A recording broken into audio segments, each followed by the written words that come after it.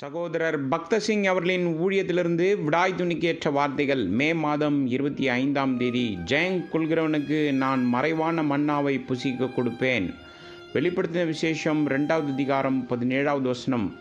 நான் என் கிறிஸ்துவ ஊழியத்தை தொடங்கிய போது கூடுதல் ஆவிக்குரிய வரம் இருப்பதால் தேவன் என் மூலம் ஆழமாகவும் வல்லமையாகவும் செயல்பட முடியும் என்று நினைத்தேன். அற்புதங்களையும் அடையாளங்களையும் பார்க்க ஆசைப்பட்டேன். அதன்படி பல இடங்களில் இதுபோன்ற அற்புதங்கள் நடப்பதை காண தேவன் என்னை வழிநடத்தினார். பிறகு அற்புதங்களை செய்யும் அதே மனிதர்கள் பாவத்திற்கும் இருளுக்கும் திரும்பி சென்றதை நான் கண்டேன். எனவே தேவன் வெளிப்புற அடையாளங்கள் மூலம் செயல்படுவதில்லை என்பதை நான் புரிந்து கொண்டேன். நமக்கு தெரியாத மிகவும் அமைதியான முறையில் தேவன் கிரியை செய்கிறார். விசுவாசிகள் மத்தியிலும் கூட பலர் வெளிப்புற காரியங்களை அதிகமாக சார்ந்திருக்கிறார்கள். கூட்டங்களுக்கு செல்வதன் மூலம், நல்ல செய்திகளை கேட்பதன் மூலம், நல்ல போதனைகளை பெறுவதன் மூலம், நல்ல மனிதர்களை சந்திப்பதன் மூலமும் ஆவிக்குரிய ரீதியில் பலம் பெறலாம் என்று நினைக்கிறார்கள். இன்னும் அவர்கள் மறைவான மன்னாவை புசிக்க கற்றுக்கொள்ளாததால் ஆவிக்குரிய ரீதியில் ஏழைகளாகவே இருக்கிறார்கள்.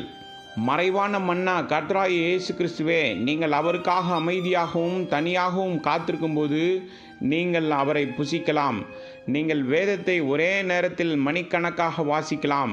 நீங்கள் மணிக்கணக்காக ஜெபிக்கலாம் மற்றும் 1 அல்லது 2 நாட்கள் அல்லது 1 வாரம் கூட தவறாமல் உபவாசம் இருக்கலாம். ஆனால் நீங்கள் வெறுமையாகவும் தோற்கடிக்கப்பட்ட நிலையையும் உணரலாம். மறைந்திருக்கும் மன்னாவை அமைதியாக உணரும் இரகசியத்தை நீங்கள் கற்றுக்கொள்ளாததே இதற்கு காரணம். நீங்கள் தேவனிடம் எப்பொழுதும் விண்ணப்பங்கள் மற்றும் கோரிக்கைகளுடன் போகிறீர்களா?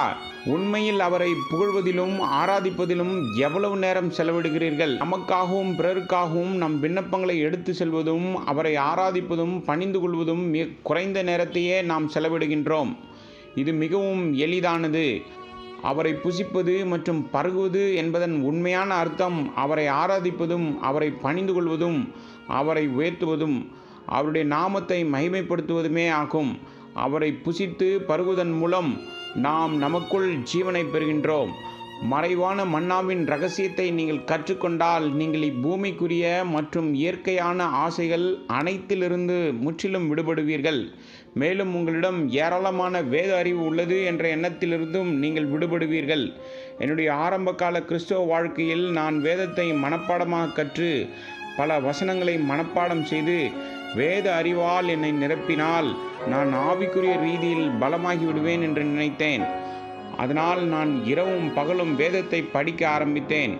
ஆயினும் எனக்கு ஆவிக்குரிய பசி திருப்தி அடையாமல் இருந்தது. மறைவான மன்னா வேத அறிவு அல்ல, ஆனால் கர்த்தர் என் ஜீவாப்பமாக மாறியதும் நான் அவரை உயர்த்த கற்றுக்கொண்டபோது என் பசி திருப்தி அடைந்தது.